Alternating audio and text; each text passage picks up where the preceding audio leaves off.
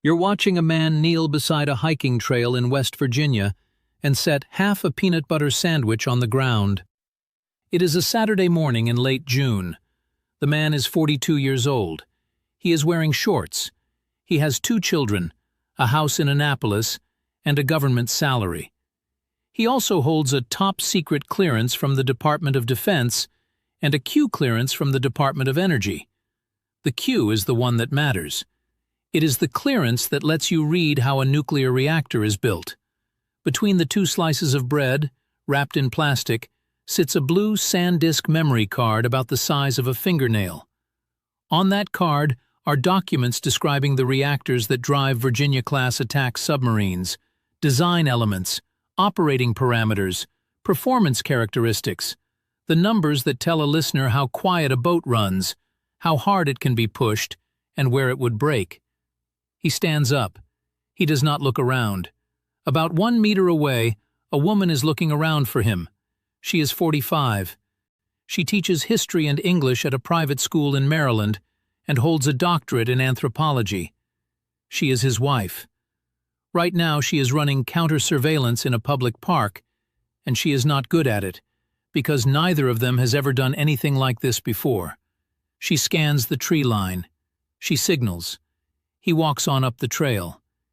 Here is what neither of them knows. The foreign intelligence officer they have been writing to for 6 months does not exist. The friend who wired them $10,000 in cryptocurrency 16 days ago is a federal agent at a keyboard. The hiding place was chosen by the FBI. The instructions were written by the FBI. The container itself was built by the FBI.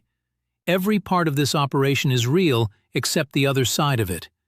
And in about 90 minutes, an agent is going to walk this same path, pick a sandwich up off the dirt, and carry it to a laboratory. Hold that picture. We are coming back to it. And when we do, you will understand why the American government then waited another 15 weeks before putting handcuffs on the man who left it there. Because this is not really a story about a spy. Jonathan Toebbe was never a spy. He was a gifted engineer who taught himself espionage out of open sources, wrote courteous letters to a country that immediately turned him in, and designed a security system so careful that it worked exactly as intended, right up to the moment it delivered him to the people he was hiding from. To understand how a man with a Q clearance ended up concealing reactor drawings inside lunch, you have to go back 14 months to a brown envelope with 4 postage stamps on it. That envelope sat in a foreign mailroom for 8 months before anyone in Washington knew it existed. His name is Jonathan Toebbe. He was good at school in the way that gets a person noticed. He enrolled at Emory University in 1997 and studied physics and mathematics. He took a master's in physics. Years later, he took a second master's in nuclear engineering from the Colorado School of Mines. Then he was commissioned as an officer in the United States Navy.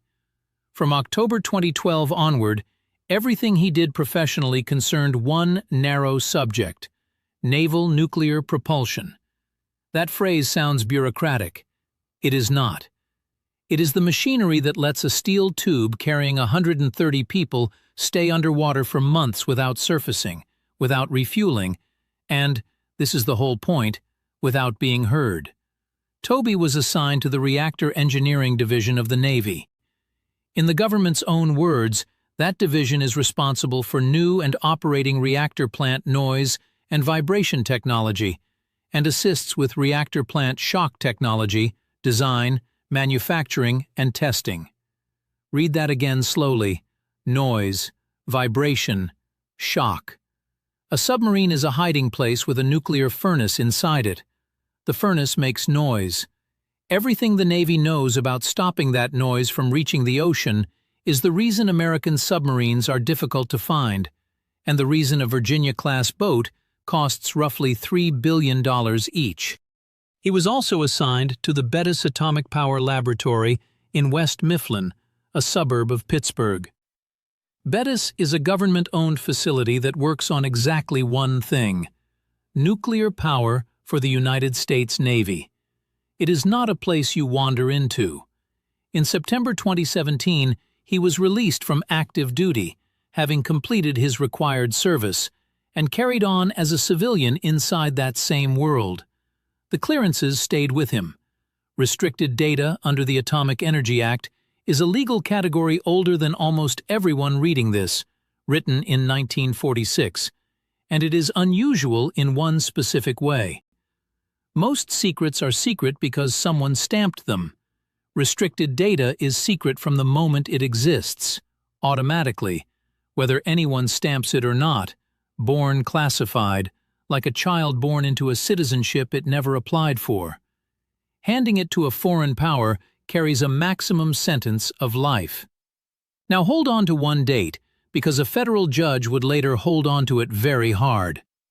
On the 25th of March, 2020, the United States government reviewed Jonathan Toebbe, examined his life, and renewed his top-secret clearance.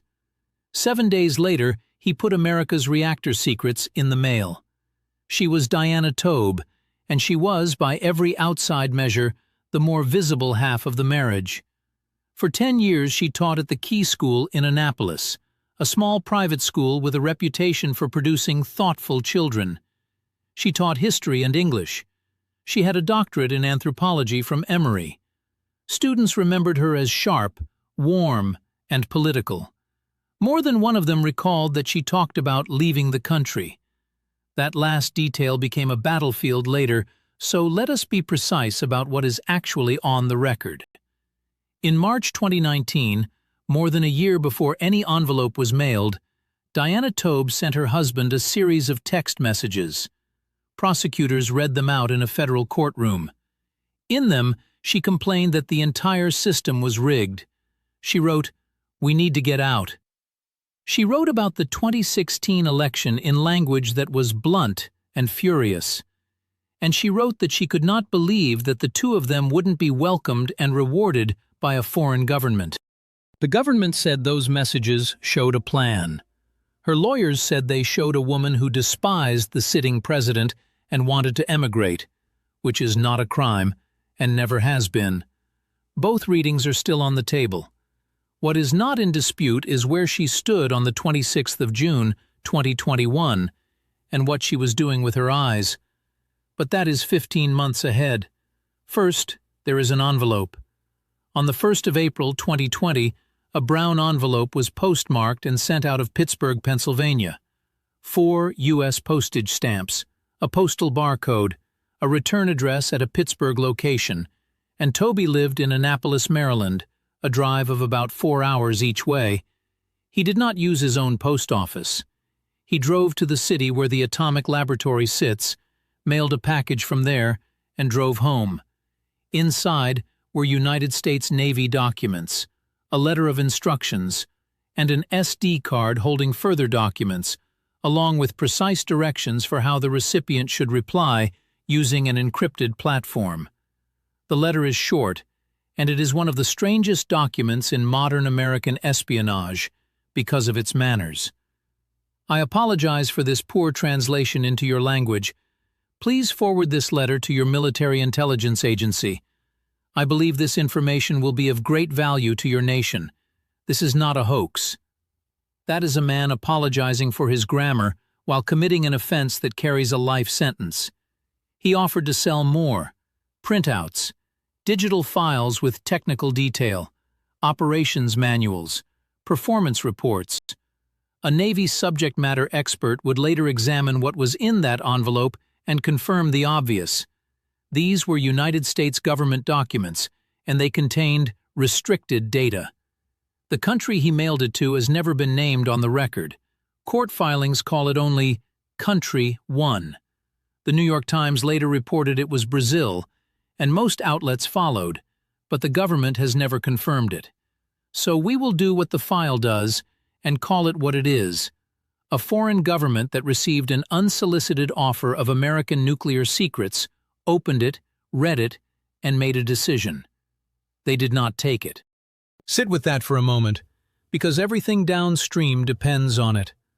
A foreign military intelligence service was handed, free of charge, the internal engineering of the quietest submarines ever built.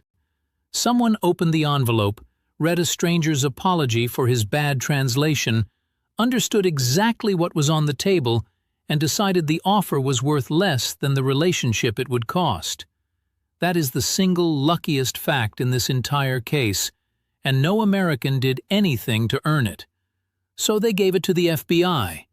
And then, for 8 months, absolutely nothing happened, which meant that somewhere in Maryland, a man was checking an email account and finding it empty, over and over, like a person watching a phone that will not ring. 8 months is a long time to be ignored by a country you have just betrayed your own for. He could have stopped in that gap. He could have burned the account, thrown away the laptop, and gone back to being an engineer with a mortgage. Nobody would ever have known. Instead, he kept opening the inbox. And on the 20th of December 2020, the FBI's legal attaché in that country took possession of the package. 3 days later, technicians pulled the SD card apart. What they found on it was a set of encryption keys, and the names attached to those keys tell you everything about the person who made them. There were 3. A public key labeled Alice Hill, a private key labeled Bob Burns, and a Proton Mail public key. Alice and Bob are not aliases.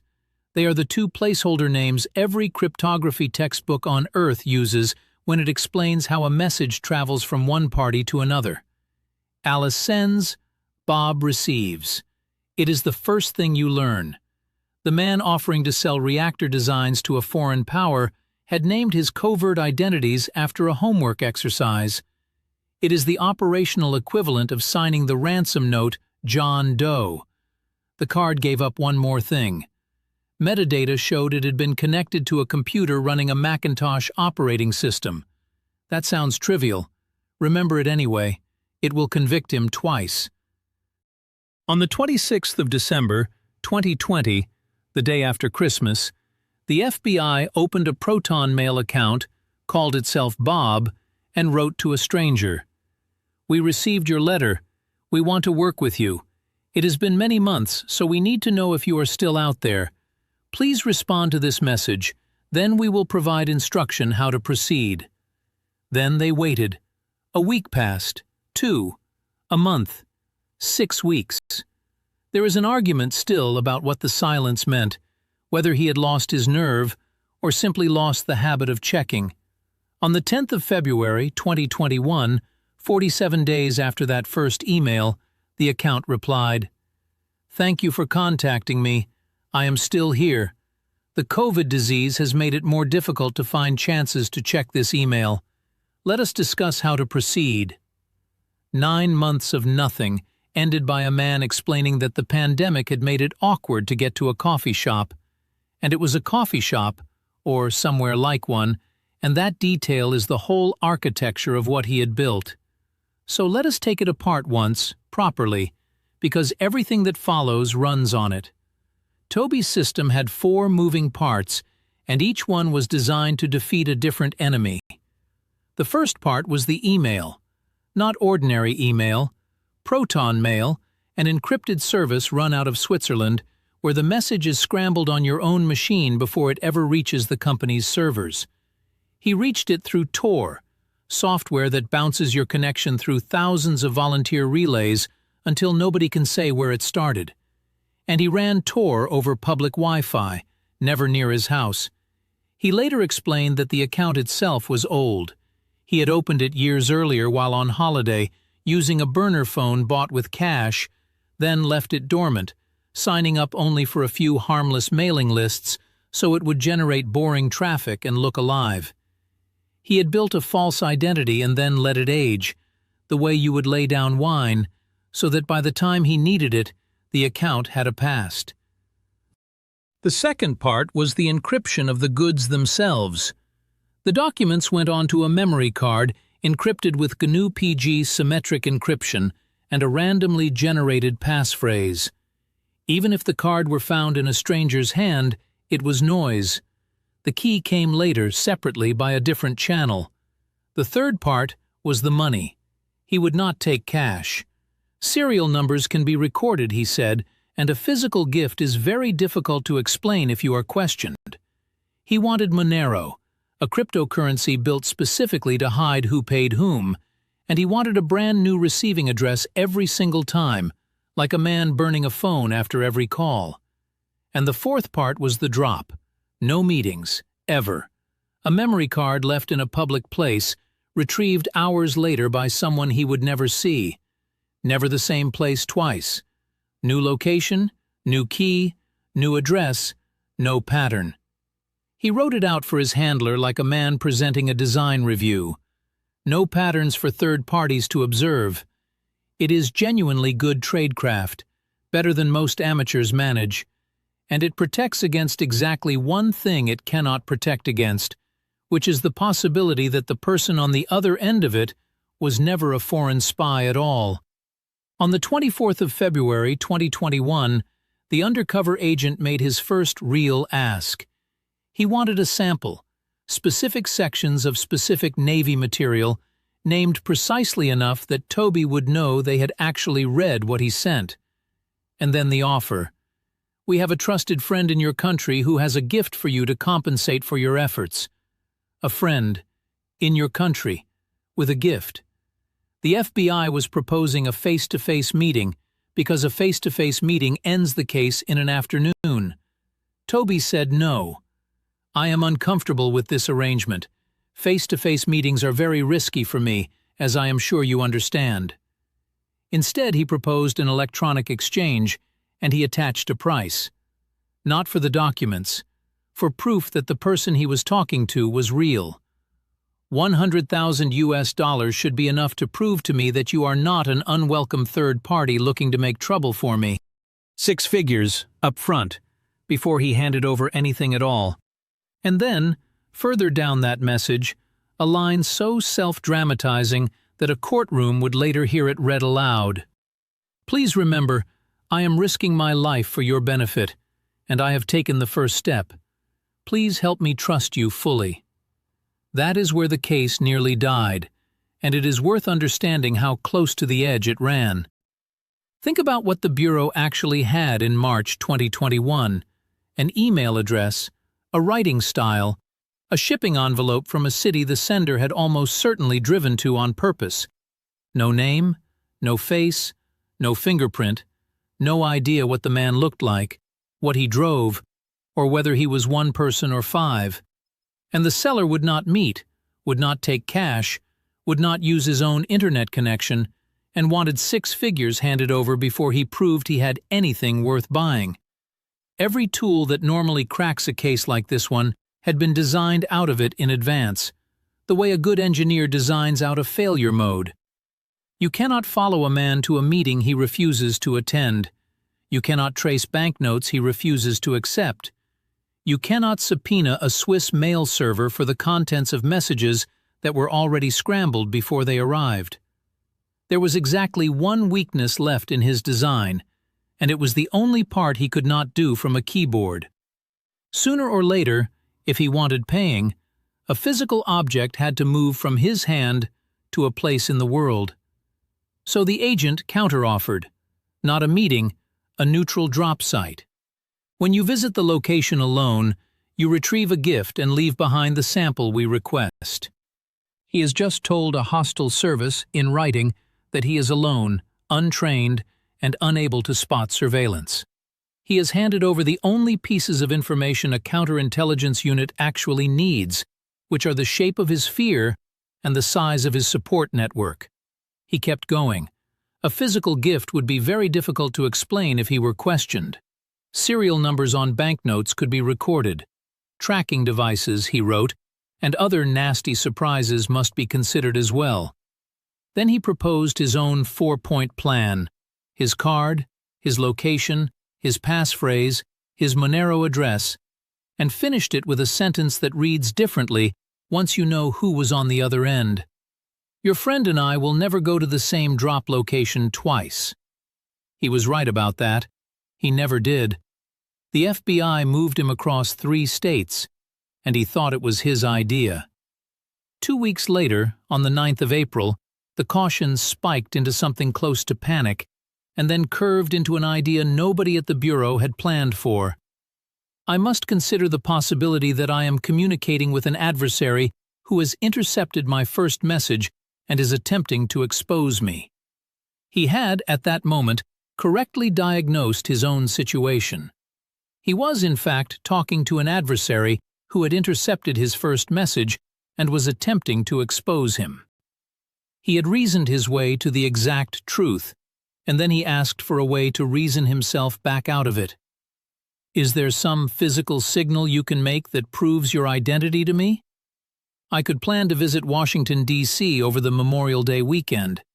I would just be another tourist in the crowd. Perhaps you could fly a signal flag on your roof. Something easily observable from the street, but nothing to arouse an adversary's suspicion. Think about the size of that request.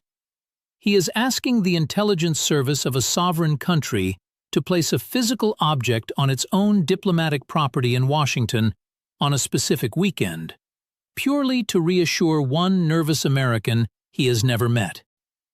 He is asking a foreign state to wave at him. The FBI wrote back on the 23rd of April with the flattery of a professional handling an amateur. You do not need to apologize. We appreciate you being careful. That is much better than someone reckless. Your thoughtful plans indicate you are not amateur. Then they agreed. A signal from their main building visible from the street. Toebbe replied with instructions. Leave it up the whole weekend, he said, so he could pass it naturally in the course of his tourist day. And then the line that gives away how completely he had thought this through, and how completely he had not. I may be on foot, or passing by in a bus or car or bicycle, so please plan for something easy to spot. Now consider what the FBI actually had to do next. To keep a Maryland engineer on the hook, the American government had to arrange for a foreign nation's property in Washington, D.C. to display a signal on a public holiday weekend that no ordinary passerby would notice and one specific man would. This is the part of the case that people skate past, and it is the most extraordinary thing in the file. Undercover work usually means one agent pretending to be one criminal. Here, an American law enforcement agency had to impersonate a nation-state, its patience, its manners, its broken English, and now its architecture. And they had to do it in the one place on Earth where every window is watched. Diplomatic property in Washington sits inside a permanent lattice of cameras, police posts, and other people's intelligence services. Whatever went up that weekend had to be invisible to all of them and obvious to a single tourist on a bicycle. Over the weekend of the 29th and 30th of May 2021, they did it. The affidavit describes it in flat, bloodless language.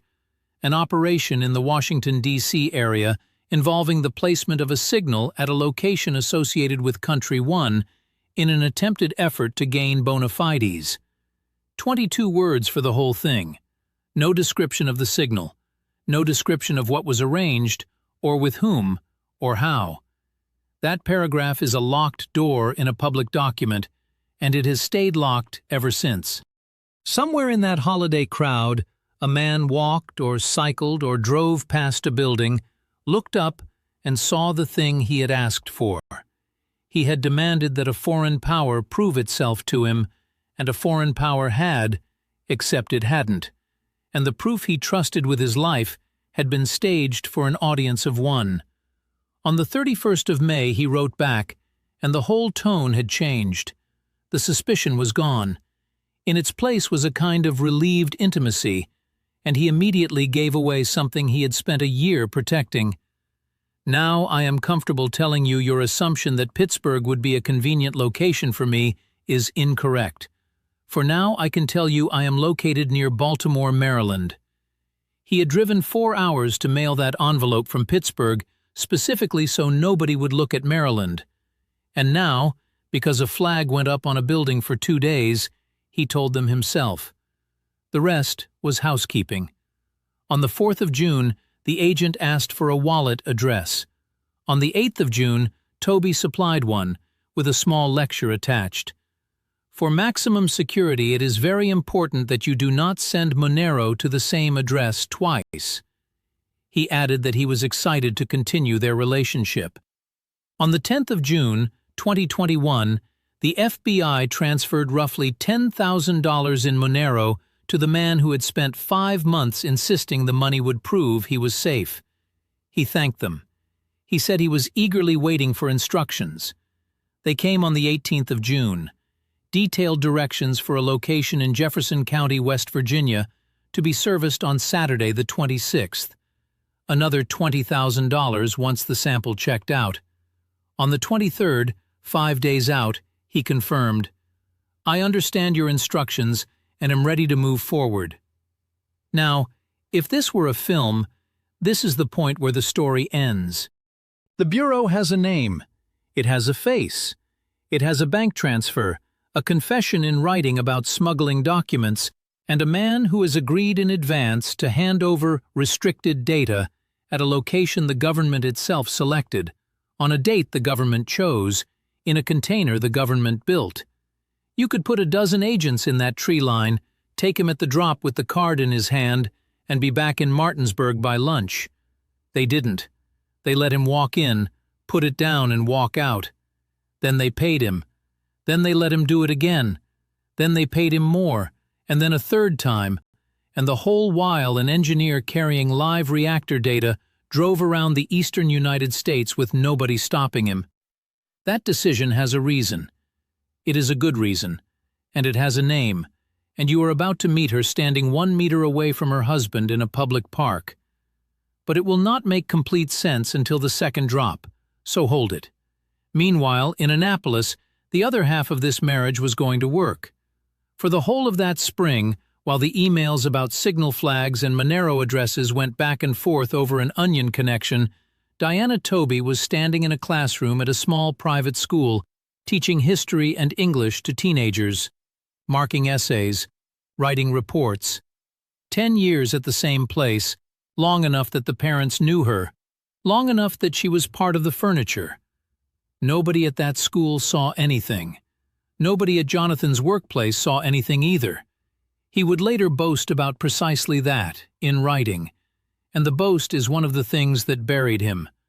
2 ordinary professional lives, running clean on the surface, with a foreign intelligence negotiation folded up inside them like a note in a coat pocket.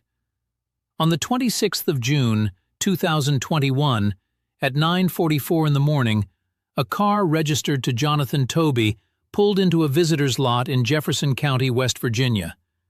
2 people got out. It was a Saturday in early summer, which is to say the park was full of exactly the kind of people they were pretending to be: walkers, families, tourists. At 10:41 a.m., the FBI watched him service the drop.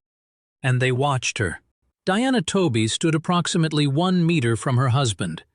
The agents described what she did in the language of professionals watching an amateur. She appeared to act as a lookout and to survey the surrounding area. When he had finished, she signaled him to continue along the trail. Then the 2 of them did something that told the Bureau more than the drop itself. They walked into a more populated area and moved through it in a way that agents recognized instantly, a surveillance detection route. Doubling, pausing, checking. They moved like 2 people who had read about this rather than done it, 2 mild professionals in their 40s trying to shake a tale they knew only from books. At 11:22 a.m., they got back in the car and drove home to Annapolis. Later that day, an agent walked to the site and collected what had been left there. It was a plastic bag. Inside the bag was half a peanut butter sandwich. Inside the sandwich, between 2 slices of bread and wrapped in plastic, was a blue 16-gigabyte SanDisk memory card. That is the image the case is remembered by, and it deserves a second of stillness. The reactor secrets of the most expensive submarine program on Earth, sealed behind military-grade encryption, and then carried through the woods inside a sandwich. A bank vault bolted to a paper bag. 2 days later, the FBI sent him $20,000. The next day, he sent the passphrase. The card came open, and the contents went to a Navy subject matter expert who confirmed what the government had been hoping and dreading in equal measure. Multiple documents contained restricted data, specifically militarily sensitive design elements, operating parameters, and performance characteristics of Virginia-class submarine reactors. Real. All of it, real. And the metadata on the card showed it had been connected to a computer running the same version of the same Macintosh operating system as the card mailed to a foreign country 14 months earlier. The envelope and the sandwich came off the same laptop. He had also left a letter on the card, and the letter is the moment the man stops being a suspect and becomes a character. He was pleased. He hoped their experts were very happy with the sample. He explained his formatting choices, multiple pages per sheet, large drawings split across several sheets to preserve detail, color used where it seemed important, like graphs with several lines. He wrote like a man submitting a report he was proud of. Then he set up a duress code. Every previous email, he pointed out, had been signed, "Yours truly, Alice." If he ever had to use the old channel again, he would sign it, "Sincerely, Alice," instead. A single changed word to tell his friend he was writing under compulsion. And then he described the life he wanted this to become. "For now, I propose we continue with weekend exchanges at suitable parks and trails, similar to this one. Hiking and visiting historical sites," he explained, "is easier to explain than unexpected stops during rush hour, if they ever take a special interest in me." He wanted to build what he called a natural legend for his travels, reading articles about 10 fun things to do in Baltimore this month and stumbling across a beautiful hike close to home. He was designing a cover story out of weekend listicles, and the people reading it were the ones he was hiding from. 5 weeks later, on the 28th of July, Diana Toebbe posted on Facebook. She was looking for childcare early on the coming Saturday morning for 5 to 6 hours. The post was later updated with a single word: found. That Saturday was the 31st of July. The FBI followed them out of Annapolis and into south-central Pennsylvania in the same car they had used in June. Jonathan serviced the site. Diana was nearby.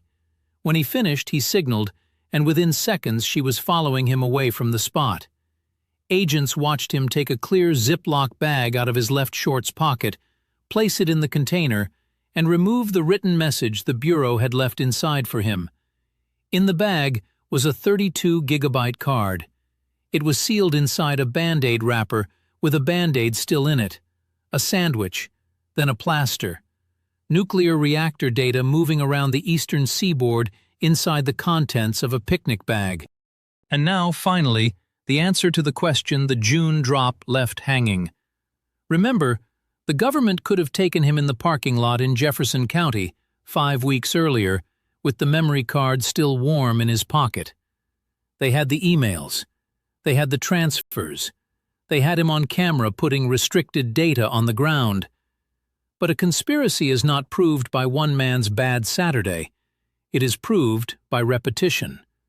One drop makes an engineer with a memory card and a wife who happened to come along on a walk.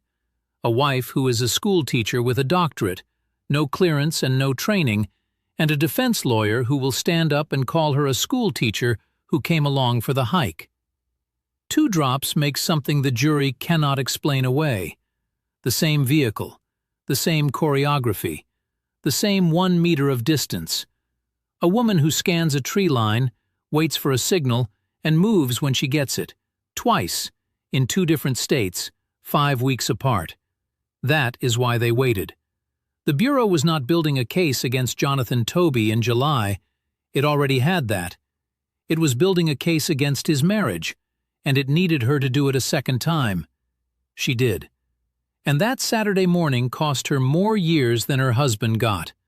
But the letter he left that day is the one that changes the size of the case. He opened it happily. "You cannot imagine my relief at finding your letter just where you told me to look."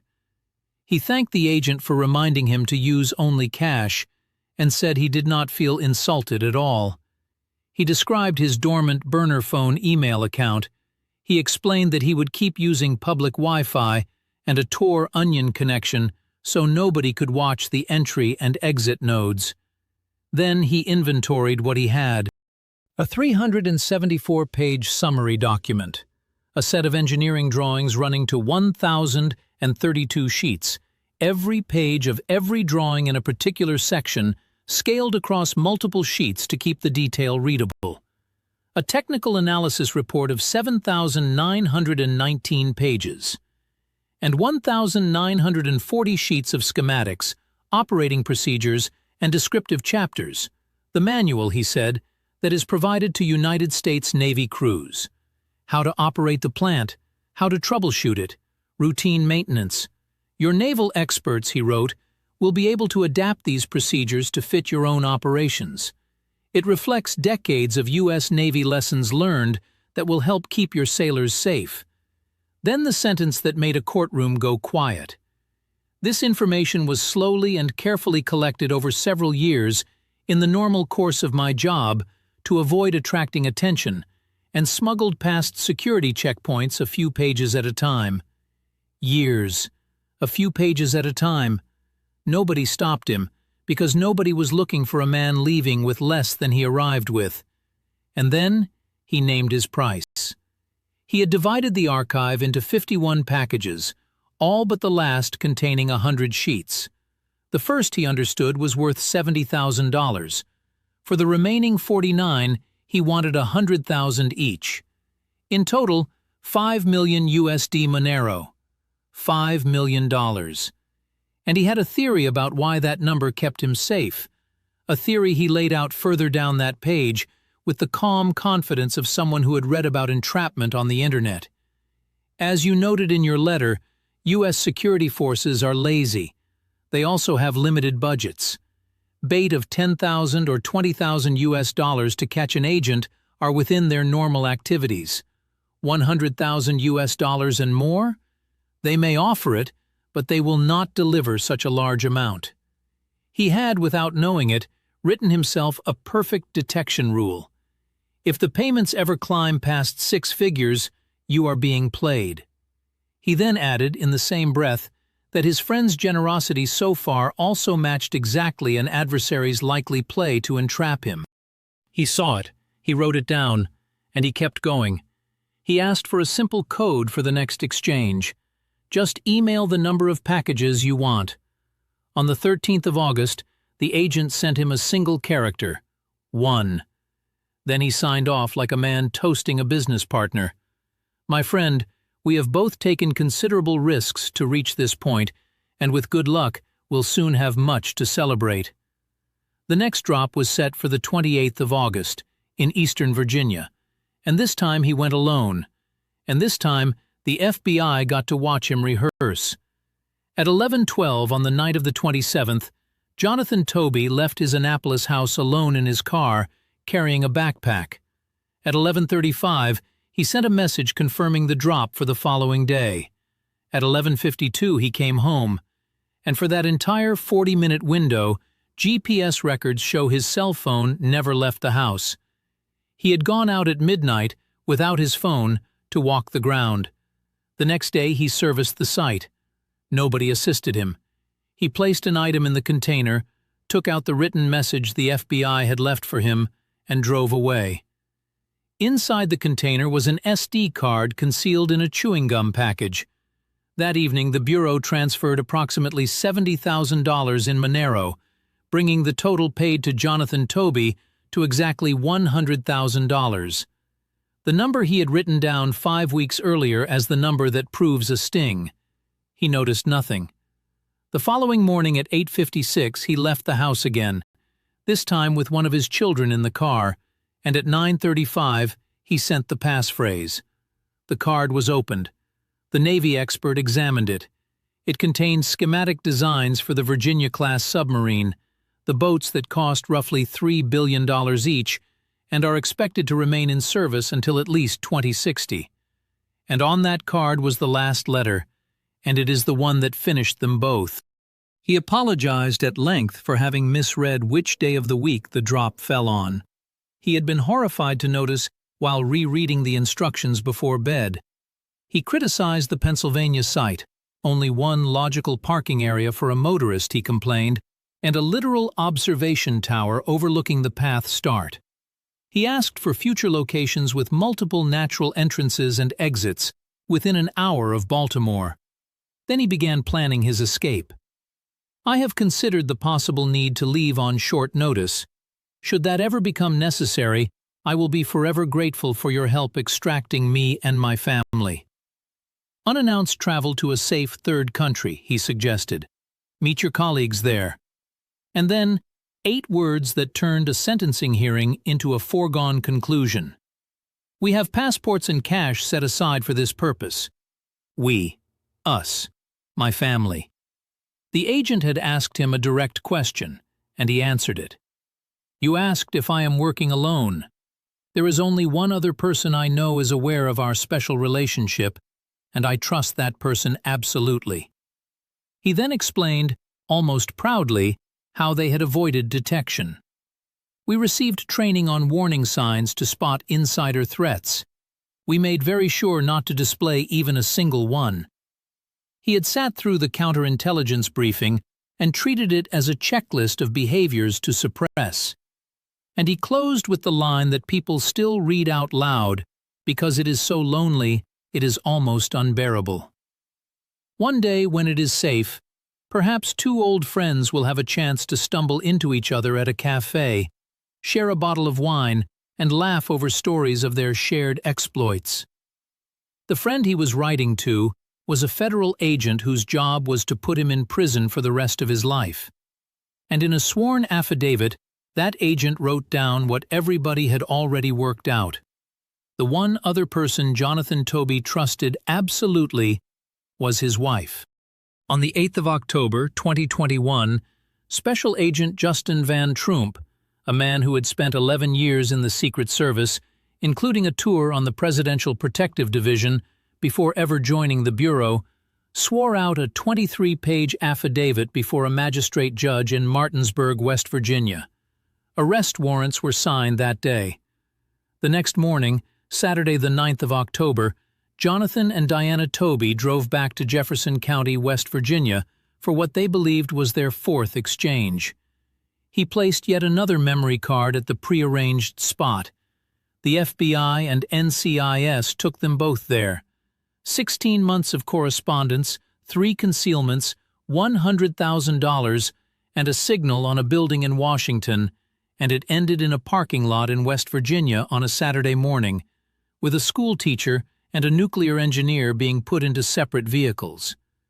At the Annapolis house, investigators found the shape of the exit he had been describing in his letters: $11,300 in cash, a cryptocurrency wallet, a trash bag full of shredded documents, and a go bag packed and waiting by the door like a fire extinguisher, containing a USB flash drive and a pair of latex gloves.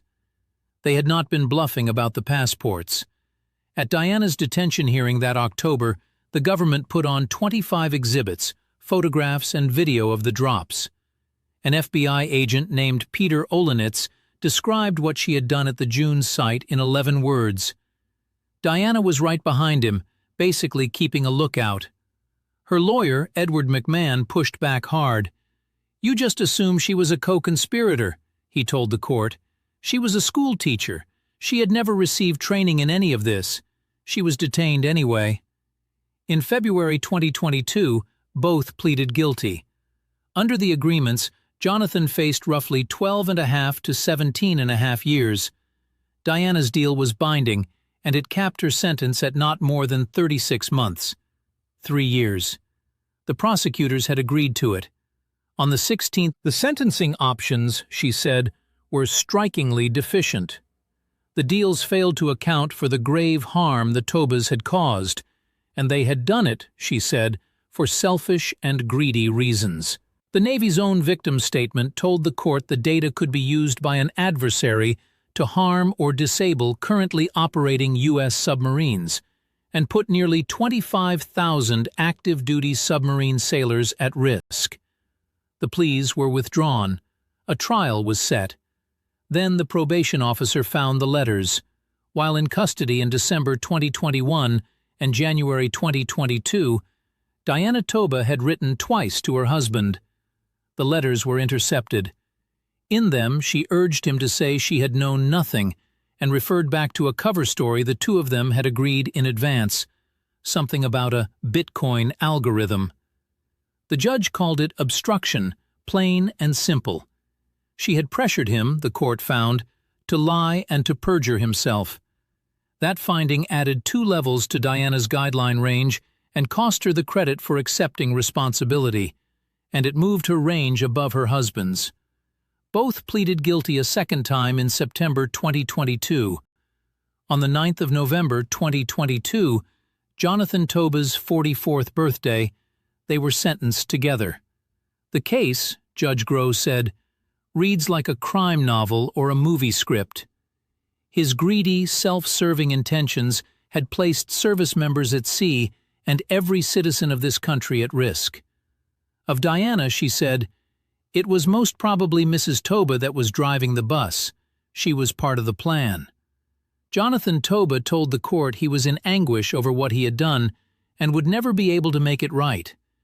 He said he had believed his family was in dire threat, that democracy itself was under collapse.